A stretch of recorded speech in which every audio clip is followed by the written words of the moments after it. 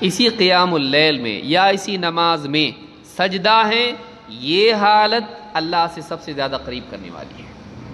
اللہ تعالیٰ قرآن کریم میں فرماتا ہے وَاسْجُدْ وَاقْتَرِب، سجدہ کر اللہ سے قریب ہو جا۔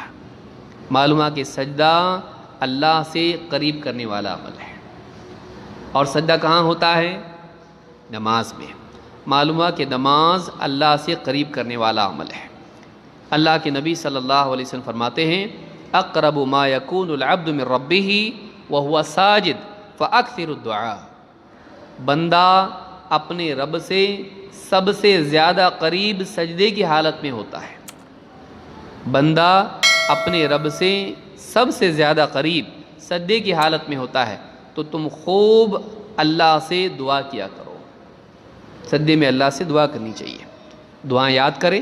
اللہ کے نبی صلی اللہ علیہ وسلم کی کتنی ساری دعائیں ہیں، آدمی ان کو یاد کریں، اچھی اچھی دعائیں ہیں، اور وہ دعا سجدے میں کریں۔ اگر عربی زبان آتی ہے، جو الفاظ میں چاہے اللہ سے دعا کرے۔ تو اس حدیث کو امام مسلم نے روایت کیا ہے۔ تو یہ کچھ باتیں تھیں جو آج میں نے مناسب سمجھی اللہ سے قریب کرنے والی۔ مزید انشاءاللہ کبھی اور تفصیل سے کچھ اور باتیں بھی دیکھیں گے۔ اقول ھذا واستغفر اللہ لی ولکم۔ ابھی وقت قریب ہے، اذان ہوگی، اس کے بعد انشاءاللہ جماعت ہوگی۔